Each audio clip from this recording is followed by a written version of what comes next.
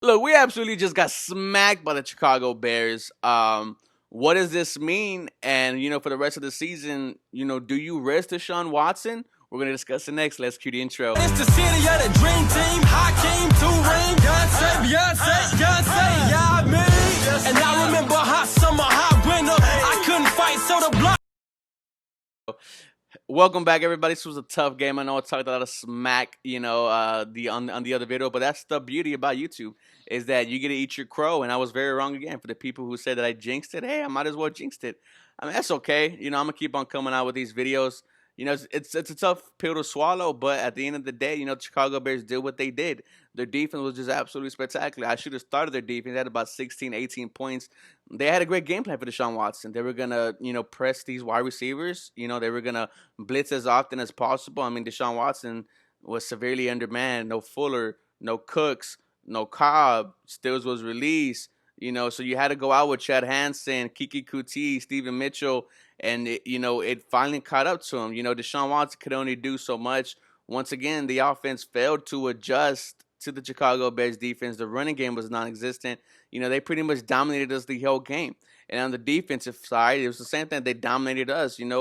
We didn't do anything to make life hard for Mitchell Trubisky. We sacked him a couple times, but I believe he didn't have a play over 15 yards, which is crazy because most of his stuff was just underneath stuff, flat routes, play action passes.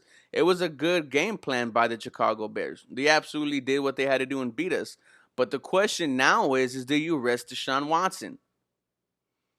And that is something that a lot of people are kind of on the fence about. Do you rest him? Do you not? I myself, don't think we should rest him.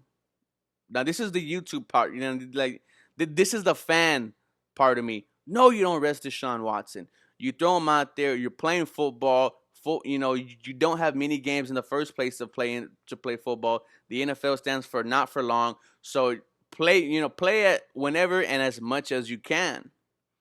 But the business side of me is like, well, I I don't want to risk Deshaun Watson going out there and getting hurt.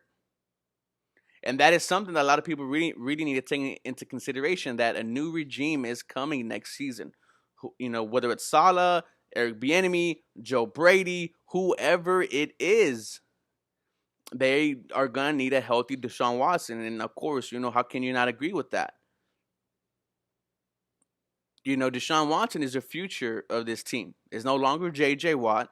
Deshaun Watson is now the face of the franchise, and you got to protect your best asset, and that's resting him. Even if he hates it, even if he goes on rants on Twitter and posts his shitty stuff on Instagram, you have to do what's best, not only for Deshaun Watson, but for the franchise and for the future. And that is, you're gonna have to rest them. If you want to rest the other starters, I don't think you can afford to, because we are missing a lot of people on offense and the defensive side. And JJ, you play JJ. Let him build up as much trade equity as he can. So at the end of the season, you could trade him for a high, for like a low first round pick or a high second. But that's what you have to do now if you're the Houston Texans. Because now you got eliminated from playoffs. There's nothing more for you to play for. The Dolphins are going to have a great first round pick now that you just keep on losing. So that's just what the Houston Texans are right now. You need to bench Deshaun Watson, even if he doesn't like it. Even if the games are going to be absolutely miserable. Hey, a lot of people have already tuned out the games. That is what's the bench interest for the Houston Texans, is putting away Deshaun Watson for the rest of the season. And it's going to suck because that's my boy. That's my favorite player. But that's just how it's going to have to be. And also, Bill O'Brien, if you're watching this, you did an amazing job of fucking up this team. You really did. You had a chance to be a KC, but you wanted to become God. You wanted all the power that you can muster, and it shows. You destroyed this team. You destroyed this franchise. You wasted the first 4 years of Watson's career. There's nobody to blame but you, Bill O'Brien.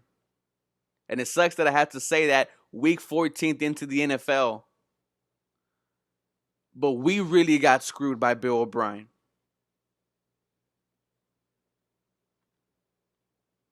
I can't wait for whoever the new head coach is going to be. I love you guys. You have a blessed rest of your Sunday. You guys have a great day.